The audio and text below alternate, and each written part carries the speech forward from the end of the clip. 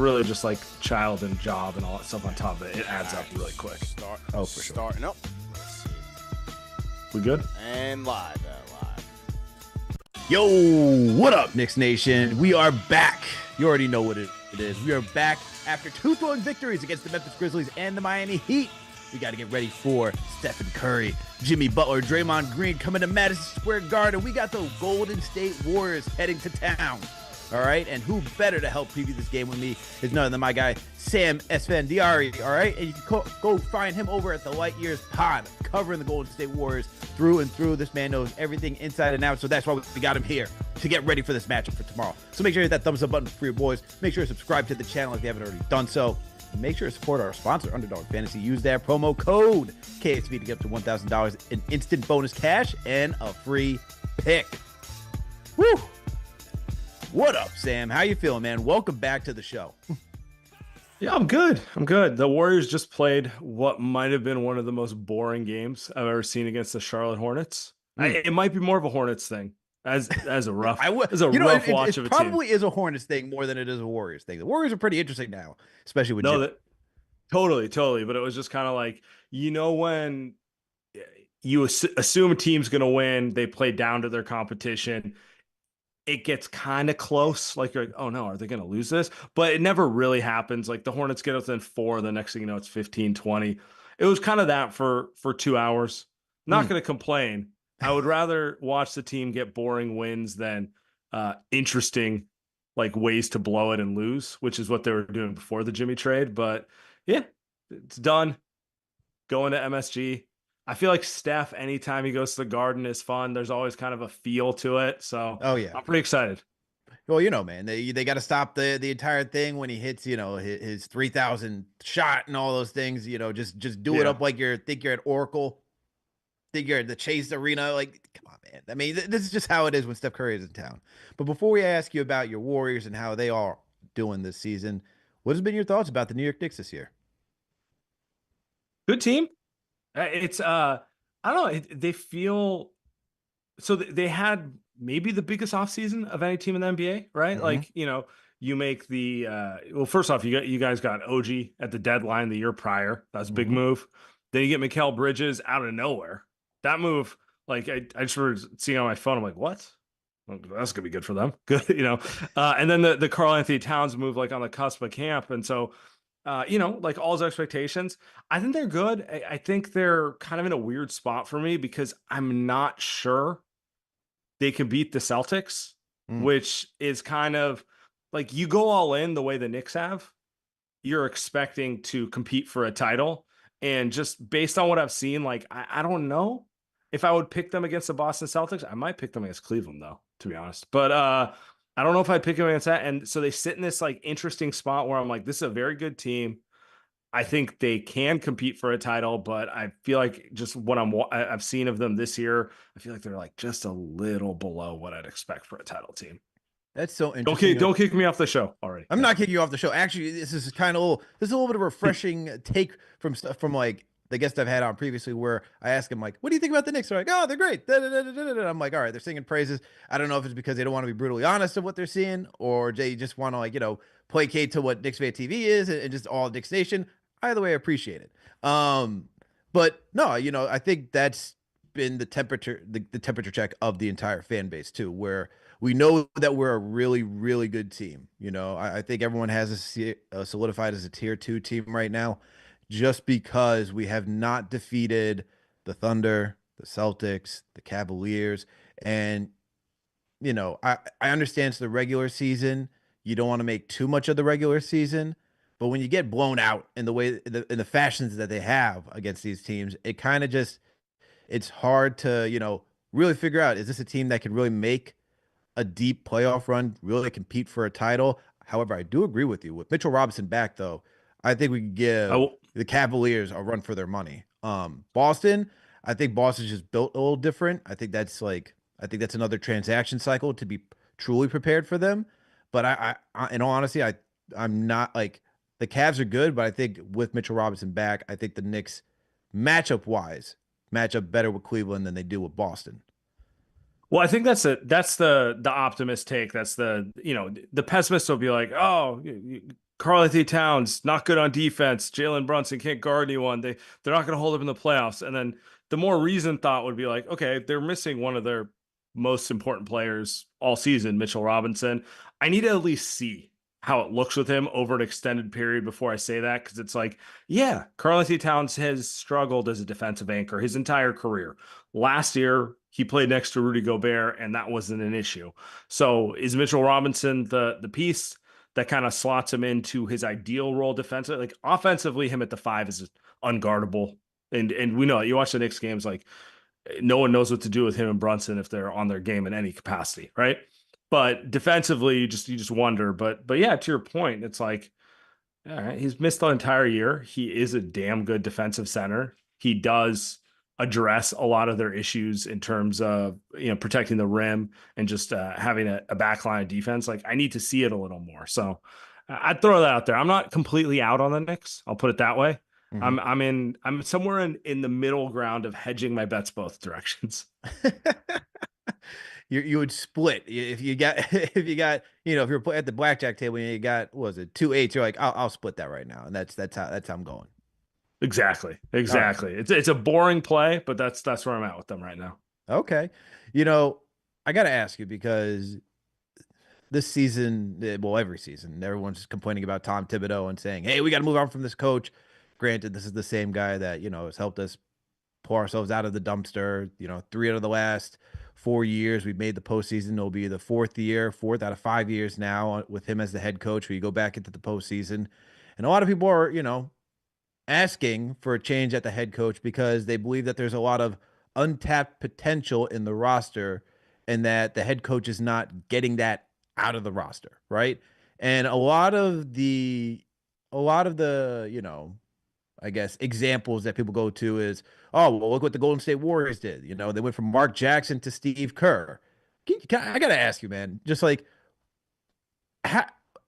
like, did people know watching Mark Jackson that you need to go to the next step? Like, what was that thought process? How did people know? Like, how do you even evaluate that? It's a good question, because how I remember it was they were frustrating because they would show you at times what they're capable of, and then they would just play down to their competition and look kind of disorganized and confused other times. I think you have to understand the Warriors. Actually, this might actually be a fair comp. The Warriors had not been good for 20 years. Like my entire lifetime, we believe, was the only time they made the playoffs from when I was, do the math, like 6 years old until I was like 25 or 26, something like that. They literally didn't make the playoffs from like 92. They made the playoffs once between 92 and 2013. Just think about that. So you get Mark Jackson in there and they look competent. It was hard for a lot of the fan base and the public to really like understand why he'd move off of that. It's like, bro, we've been lacking stuff our entire time. We're winning 50 games now with him. Yeah, I get it. His rotations could be better. Yeah, I get it. His like player development could be better, but you really want to move off of this? Like, you don't know how bad it could be. And, history shows it was the right move, right? But that was the sentiment at the time. The sentiment at the time was somewhat confusion because, they finally made the playoffs and were like a consistent playoff team, and people weren't really seeing the forest from the trees with him, I guess is the best way to put it. Gotcha. And how did people know? Like, we all know, like, that year, I remember even because Phil Jackson was the, president of basketball operations overseeing the Knicks, and he wanted Kerr, but then Kerr obviously went to the Golden State Warriors. Like, as a fan base, did anyone even talk about who the next person would be, or even amongst the fan base? Was there even like a discussion of saying, oh, this is the guy we got to get, or is just like, we got to move on? The interesting thing is it depends on what segment of the fan base you're talking about. But what I really remember was Steve Kerr was an unknown commodity. Like, yeah, I remember the whole Phil Jackson wanted Steve Kerr thing, and that's obviously a strong vote of confidence. 11 rings, his Hall of Fame coach. You guys might not like him that way, but he generally. Oh, no, I mean, that didn't transpire to anything over in New York, man. He gave us, Frank Ntilikina. It's true. But he does have like a name among basketball For people. sure. So I remember that, but it was like there was this general sentiment of like you're gonna fire him and hire another TV guy. Mark Jackson was a TV guy. Like, what do we could we get a coach in here who's done something? Like, I remember the sentiment being, can the Warriors get Stan Van Gundy? Because he was on the market at the time. Mm. Obviously, the Orlando years, he was a very good coach. I think he won Coach of the Year. And he seemed like the type of mind that they needed to kind of take him to the next level. The front office went with Steve Kerr, and obviously the correct move. You know, history will show that it was a genius move. But I remember there being a lot of intrigue and kind of like, oh, he's a really nice guy. Everyone liked it. Everyone felt like they knew him from TV, but like no one really knew what he was as a coach until he came in, and then it's all history from there. It just seems like to me, like, when I hear we got to move on from Tibbs, and it just sounds like even from, a Warriors fan perspective, Mhm. even if you wanted to move on from the coach, no one really has an idea of like who's that next person going to be. And Sure. this feels like the front office has to do their true due diligence because sometimes like even if you go back, like they move off of Tom Thibodeau out in Chicago and who they go to, like Hoiberg, and then that was just a disaster. You Yep. know what I mean? And so this is where it's so dicey, man. Can I And ask you a question? sure, of course. Is there like known animus between the front office and Tibbs? Oh, Because that was kind of what led to Mark Jackson being mm, ousted. And at the time of it, I would say Mark Jackson actually had more public support than the front office, just mm, because he's front facing coach and they were getting results. So people are like, who's this front office to say what he's doing?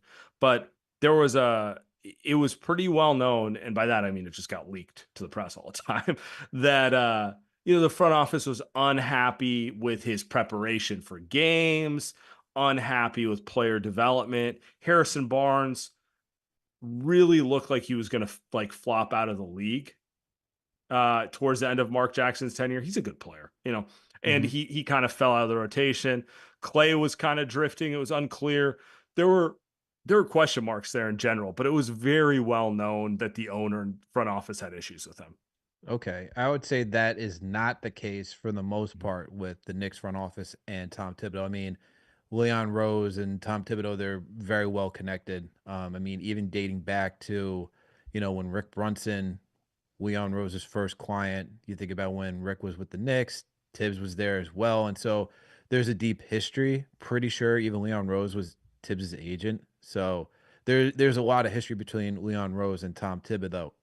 But I think the thing is that a few years ago, where you had Tibbs on a hot seat, where it was a down year after the Knicks just made the playoffs, they lose to the Hawks, and then they had that down year, and then going into that next year, you have Cam Reddish on the team, you have Evan Fournier still starting, and there was just a terrible loss to the Dallas Mavericks, and you could kind of sense that the front office was ready to make a move almost, but then next thing you know, Knicks just rattle off like 9 wins. They turn the season around. They get to the what was it?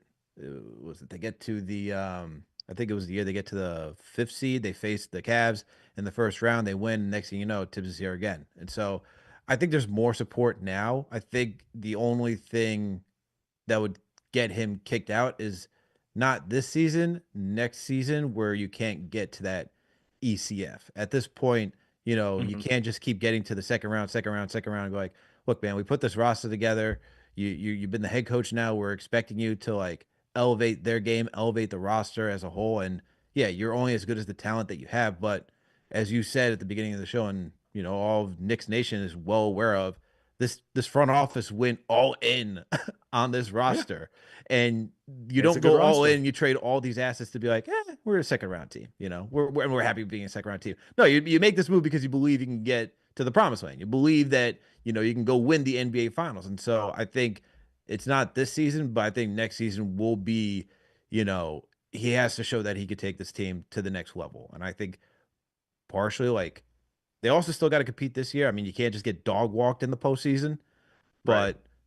but I think there would be like one more year to see what he could actually do and how you could evaluate. Was there kind of anything like that with Kerr and Mark Jackson from going from Mark Jackson to Kerr?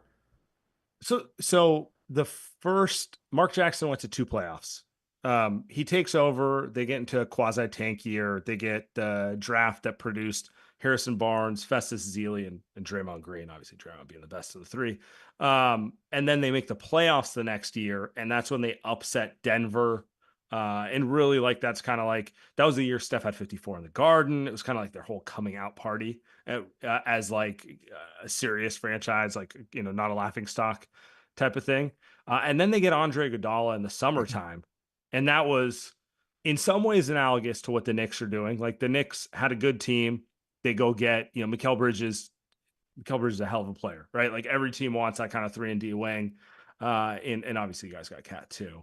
And they get Iguodala, and despite having a bunch of young talent, I think this is where it's different between the Warriors and the Knicks, because Steph was 25. Clay was in year 3. That would probably make him 23 or 24. Draymond was in year 2. Harrison Barnes was in year 2. So these are all far less established guys and more on the Very young upward team. trajectory. Yeah. And they didn't make any progress. They looked exactly the same. Like, they looked like they won 48 games and they won 50 games, but they looked very much exactly the same. And I think that's when the front office was like, you're not developing players. Nothing has changed. And we came to understand, like, there were question marks about how much work he put in behind the scenes, which is not a thing that Tibbs has ever been dogged for. Like, if anything, Tibbs has the opposite reputation. He destroys his players from overworking them, right? So I think there's differences. I mean, there's similarities in the sense of Tibbs has kind of developed a reputation of being the coach who cleans everything up but can't get you over the top, right? Like, that's kind of become his reputation over time. You hire Tibbs, he's going to make you good, but can he make you great, right? Like that conversation. But where it differs is Mark Jackson really kind of, like, him in the front office didn't see eye to eye. I mean, the most famous thing he did was he kicked Jerry West out of practice and said no one in the front office can come watch practice. Like, those are the type of moves, like, if you're going to do that, you better produce.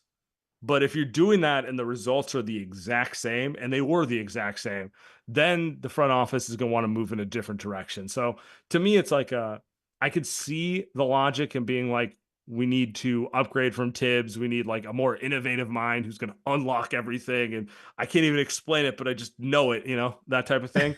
But I don't know that it's a 1-for-1 in the Warriors scenario, because the Mark Jackson thing was, like, low-key a little more toxic behind the scenes than people give it credit for.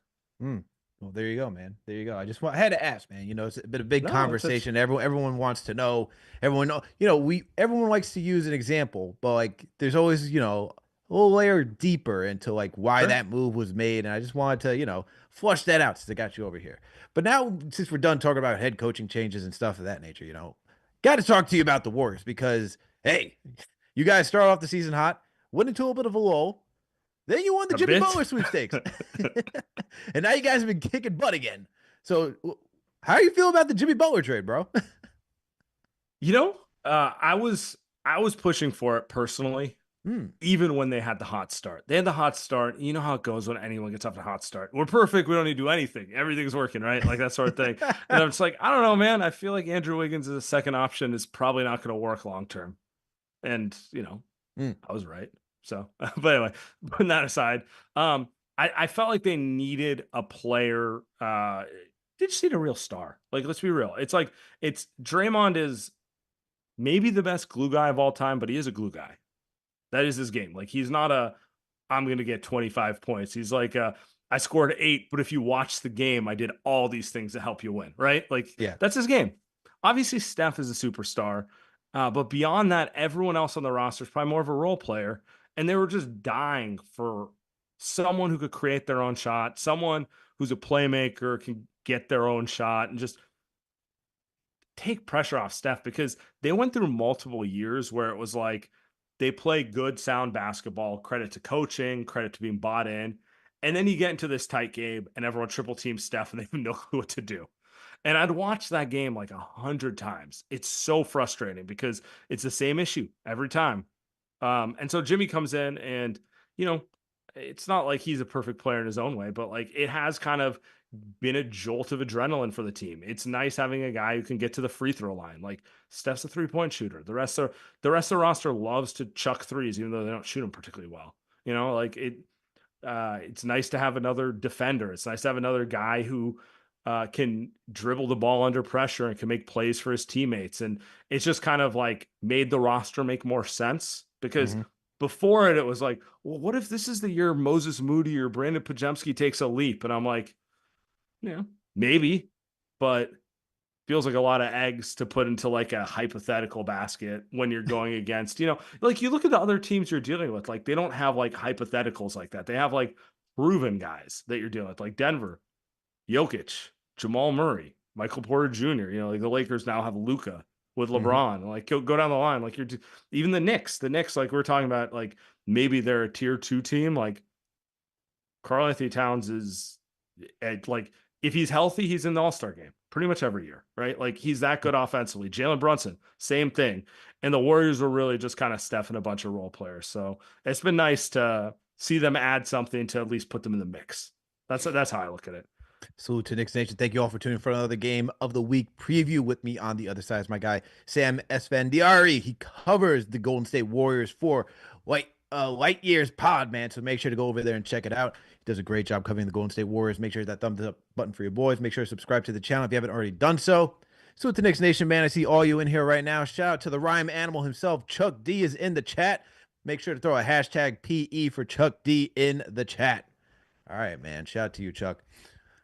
All right, man. So you guys are happy to have Jimmy Butler on the team, and he looks game buster, man. I mean, as you mentioned, you have another guy, another ball handler who can initiate the offense, who can get to the free throw line, change it up a bit, and a legitimate star. How do you feel about the contract that you gave him? Did you want it for longer term? Are you happy with it? Like, what's your thought process there? YOLO. It's 2 years. It's aligned with Steph's age. Like the way I look, dude, Steph's turning 37 in like 10 days. Making me feel old, man. Not gonna lie. They could. How many more trade deadlines could they kick the can down the road and be like, oh, we're gonna trade for KD in the summer. Oh, we're gonna trade for Lowry Markkanen in the summer. By the time it happens, Steph will actually be retired. So would I have liked Jimmy on a lower number with less years? Sure, he's older. You want to protect against it, but to me, it was a necessary risk. End of the day, he's under contract till 2027. Steph's under contract till 2027. Draymond's under contract till 2027. That's 2 extra years after this year. See what they have. If it doesn't work next year, you could probably get off of one of them. If not, you know what? It's probably over anyway for Steph. Wait a minute. Did you talk about trade Steph Curry? Hold on one second. Oh, never. That never. Come on, do not mix my words here. I'm saying, if it doesn't work, you could probably move Jimmy in the summer, something like that, or Draymond or something to that effect. I think you have to take that risk. He's older. Like how many more years is Steph really going to play at this level? That's the question, right? And you just don't have. Jalen Brunson's 28.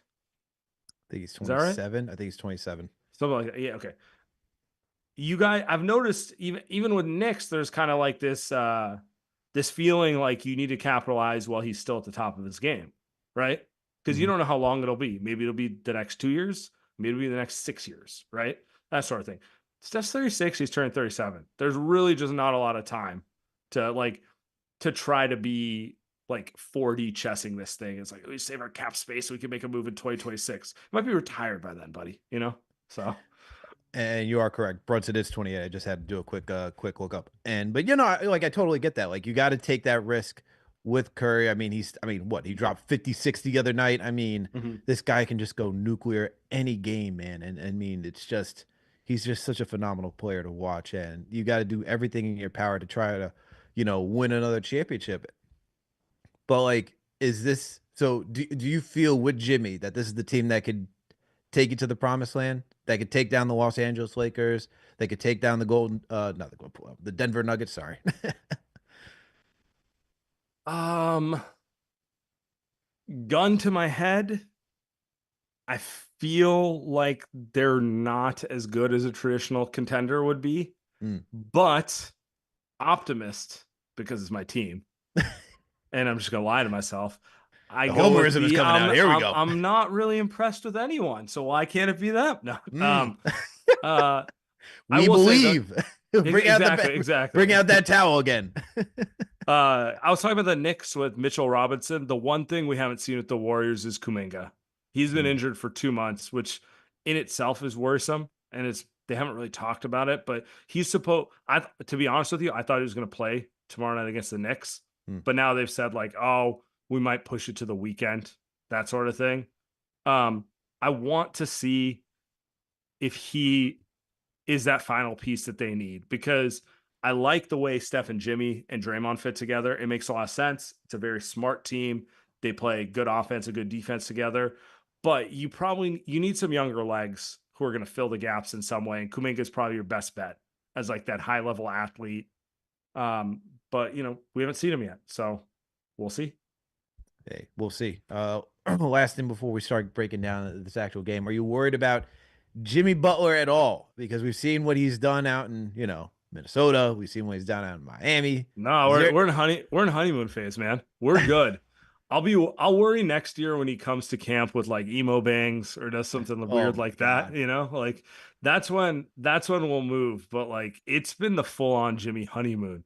I mean, you should hear the stuff that comes out of there. It's like, oh, he's the first one in practice. It's just loving Oh his my teammates, God. taking them under his wing. It's like I think that's just who he is. I think he's not a long-term guy. Well, I don't think that's a hot take. I think he's proven that. But he gets to a team, he's all into it. Everyone loves him because he's a charismatic guy, good teammate, and obviously a hell of a player. And then over time it fades. And by the end of it, everyone's like, you know what? It's okay, buddy. You can go. So I can deal with the you know what, it's okay. You can go phase in 18 months, but I don't have to deal with it right now. Hey, as long as you are very well aware of what, the potential outcome may be with Jimmy Butler, that's all I want to know, Yeah, man. it's That's all. like it's like when your friend dates, that specific girl. It's like how it's gonna end. But Yeah. whatever.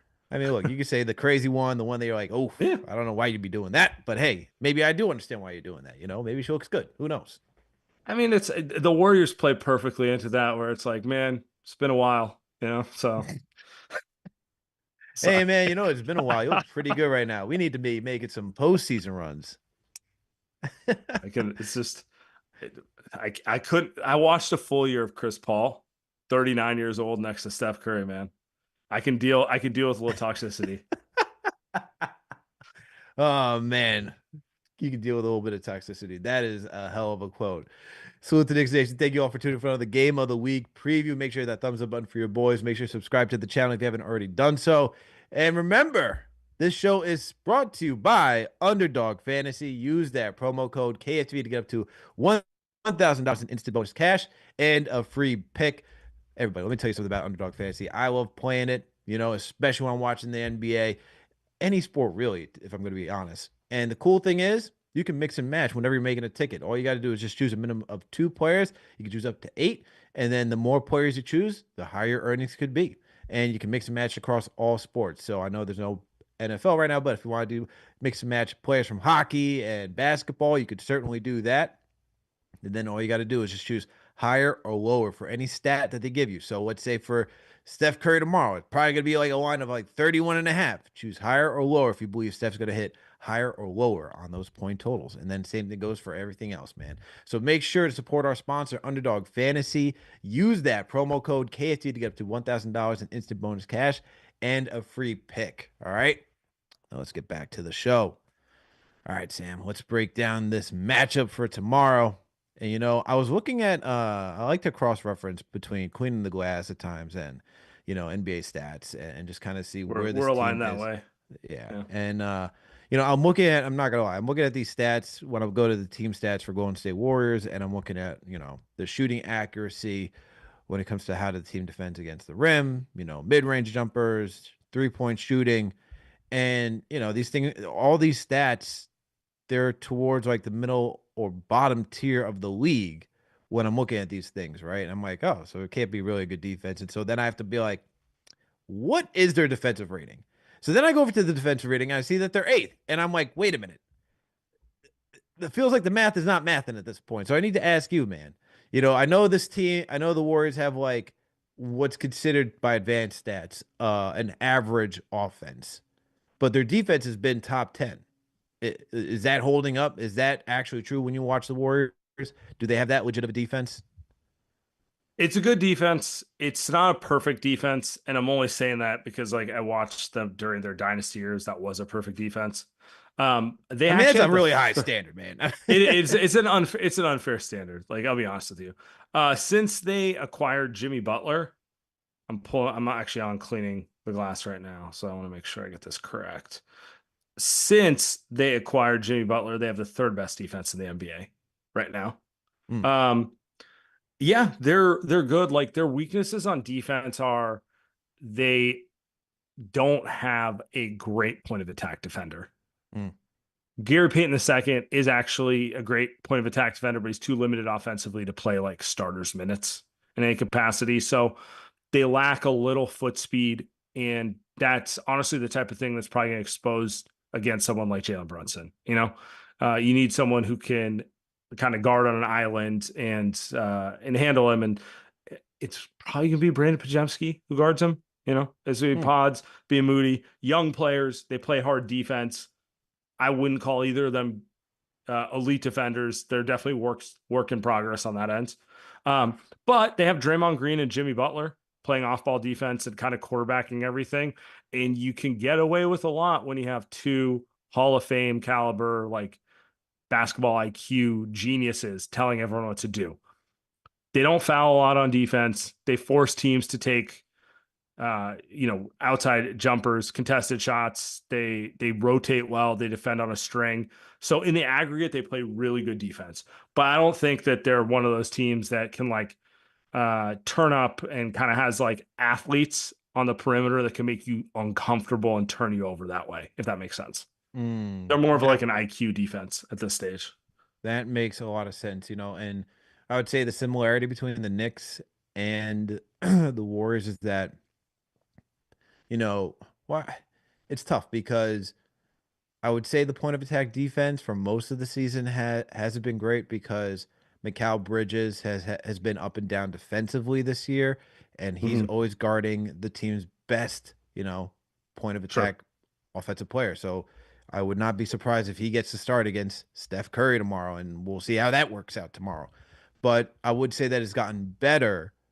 One, because we do have Mitch, and even in Mitch's limited minutes, he does help the perimeter players know that if someone just gets by, it's not going to be, a clean look at the rim because it's not Karl Anthony Towns. Even in Mitch's limited minutes, which has been like 12, 13, his first and second game respectively. The other thing I'll say is that Deuce McBride has also gotten more minutes, and he's our best, point of attack. I was going to say I'm a big fan of his game. He I think will play a ton. He's exactly the type of player who can frustrate Steph, like quick, gets under him, physical, strong. So maybe I'm just envious because it's the exact type of player the Warriors lack. But I'm a big fan of Deuce McBride. We love Deuce, man. I mean, he goes to any arena, and I mean, there's always a lot of Knicks fans at any arena, and you could just hear the same chants for Deuce any single time because he's improved as a 3-point shooter. He's got a solid mid-range jumper, and then defensively, this guy's not afraid to consistently guard 94 feet. And so, yeah, he is our best point of attack defender. He has been getting more minutes as of late. We see that adjustment by Tom Thibodeau, where it's like, all right, Bridges, if you're not having it, man, we're going to go to Deuce because he's not afraid to attack the paint. He's not afraid to shoot. And he's certainly not afraid to fight over screens and, put his body on the line to just like make guys uncomfortable defensively. So I think he may get even more minutes tomorrow, especially against Steph. And we've been seeing the rotation of, with Brunson, McBride, OG, Josh Hart, that's been out there. Yeah, and then Cat, or if you throw any center out there, that's kind of been the rotation right now. So I would say like the similarity was with Bridges, but I think for us it's going to be better, especially with Mitch and McBride out there tomorrow. The other aspect is since they acquired Jimmy, they've pretty much gone small all game. Like their starting lineup, which is, I want to say, You're done with Kevin 7-0. Looney, huh? No Kevin Looney anymore in the starting rotation. Well, it's hard to play Looney, Jimmy, and Draymond together. That's 3 non-shooters. So they've gone with the small ball lineup. So it's Steph, Pods, Moses Moody, Jimmy Butler, and Draymond Green. It's a fun lineup, but it is an undersized lineup. So I would expect the Knicks to go small too. Or maybe Tibbs goes curveball and he's like, you're gonna play small, I'm gonna go big. But I it does expect feel more of that, to be honest with you. I was gonna say it's a easy game for you to go with the Deuce McBride next to Jalen Brunson, slot Mikal Bridges down to the 3, OG at the 4, whoever, like Cat at the 5, like that. It is an easy matchup to do that against the Warriors. So we'll see. We'll certainly see. I mean, looking at more key stats though, before we get into our key matchup of the game. Knicks, terrible 3-point shooting defensive team, man. I mean, it's just god awful. It's horrendous. It's disgusting. You can use any adjective, any word to describe just the Knicks' poorest 3-point shooting defense. We were once on Quinn Glass 30th. I just hit the refresh. We are now 29th. So we moved up. There we go. We're moving up in the world slowly but surely. Congratulations. And there is, one person on the other side that can just knock it down. And if they're unconscious, it's just, it's a nightmare. And that is one Steph Curry. And so I'm very concerned and very curious to see how the Knicks will guard, the Warriors, who are, they're getting better as an offensive team now that you got Jimmy Butler. But if you're going to have Steph Curry out there who can just knock down threes, that's just going to be another big test for the New York Knicks defense. Well, the thing with the Warriors is they're not shooting the ball well from 3 since they got Jimmy at all. Steph is, because he's Steph, and Steph can do whatever he wants, shooting the ball from anywhere on the floor. But no one else on the team has been shooting the ball with any consistency except for Quinn Post, the 7-foot rookie. But like he's still more of a bit part player. Like he might get to more minutes. He's shooting the ball well, but he's like a 15-minute per game guy, right? In general, like Moses Moody's been in a shooting slump, Paz been in a shooting slump, and in general, none of these guys are great shooters. Like their second best shooter is Buddy Hield, and he's had to play more just because how it gets sometimes when no one hits shots. Like so, they just got to throw the guy out there who can hit shots, even if he's got other issues. So I don't know, but like I would think because Brunson's not the best defender, particularly against someone like Steph. If the Warriors can get whoever the primary defender of Steph is off of him, like Steph could go nuts. We'll see, though. We'll see. And I think the big question mark right now is if Karl Anthony Towns will play tomorrow. I know that it was reported today that he is questionable for tomorrow due to personal reasons. So I'm not sure. Not sure if he's going to be playing tomorrow. If he does, then you want to talk about, going to town on switching. No pun intended with that. Like getting Brunson or Karl Anthony Towns, whoever on Steph, that's something that a lot of teams have been trying to exploit. But I'm looking forward to see how this Knicks offense attacks this Warriors defense. Now that is, as you mentioned, with Jimmy has jumped up to 3, just because Jimmy and Draymond you mentioned are very they're savant level when it comes to defending. And so I'm curious to see if the Knicks can get to that, level of just like getting back into like finding their cutters, a lot of good ball movement. That's where they're really at their best. And the last 2 games hasn't been like that. They've been sleepwalking at the beginning, but somehow shout out to Captain Clutch. He has, willed his team to win, man. I will say, having watched the Warriors since they got Jimmy every game, this does feel like more of an isolation Jalen Brunson game than anything. The one thing the Warriors have done, and I left this out earlier, so sorry. The one thing the Warriors have done really well since they've got Jimmy is force turnovers. So they're not a quick team on ball. Like they don't have those like uber athletic, like I'm going to turn you around at half court type of players. But Jimmy's like a free safety and Draymond's like a free safety. They see everything. So they're forcing more steals than they have before.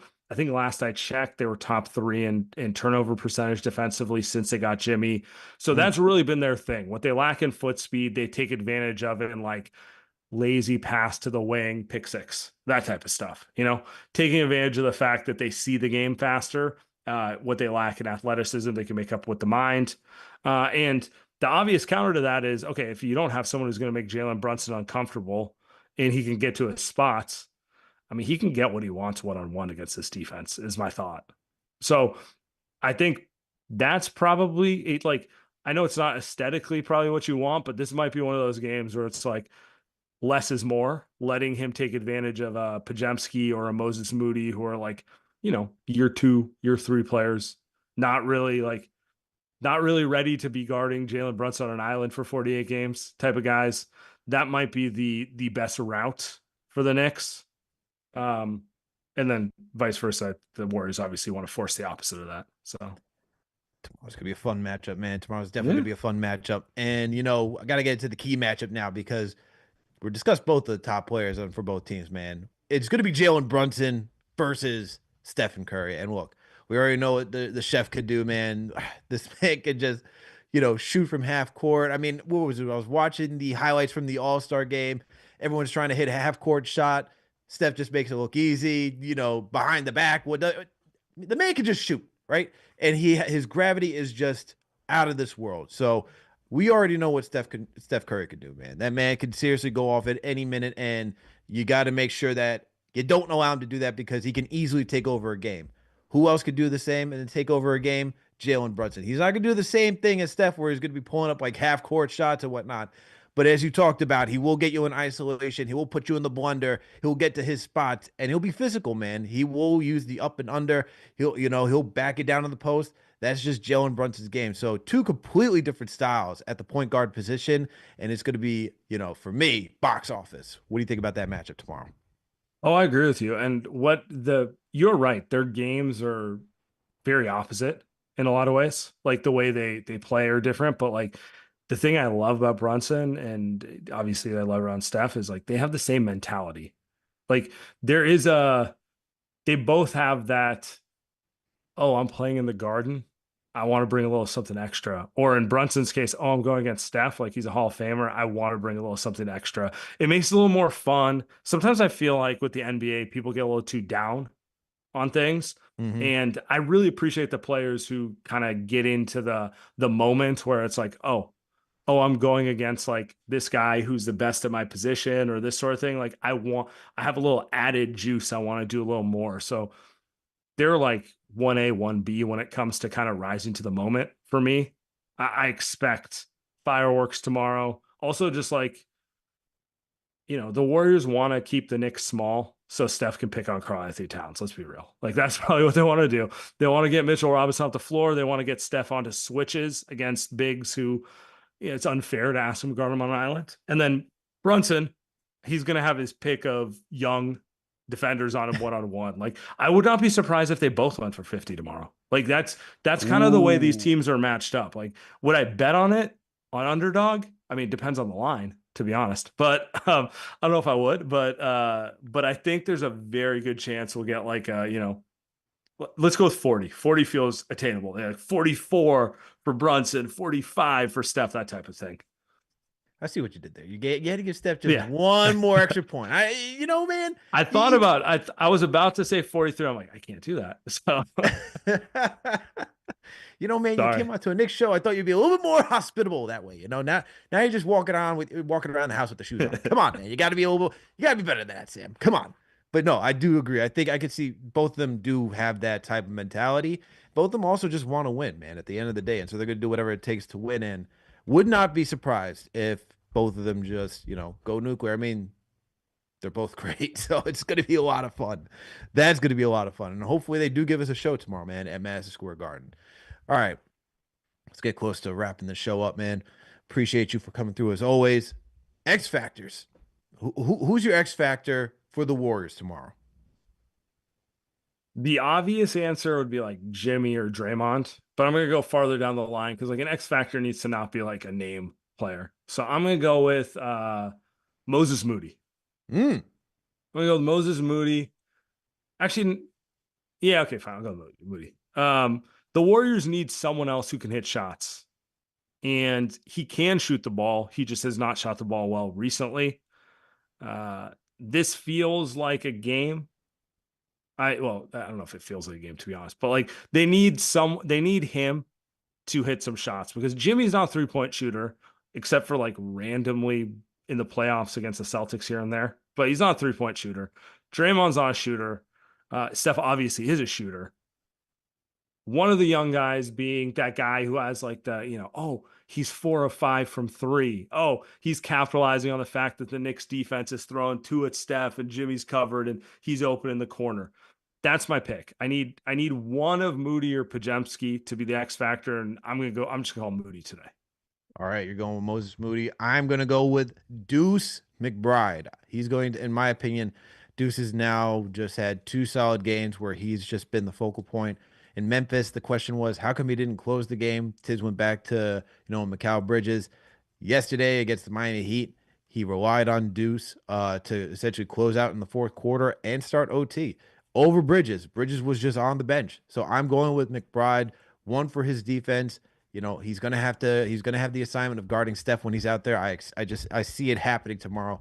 I think Steph's going to be a little too much of a difficult cover unless Bridges is in his game or just in his bag, I should say.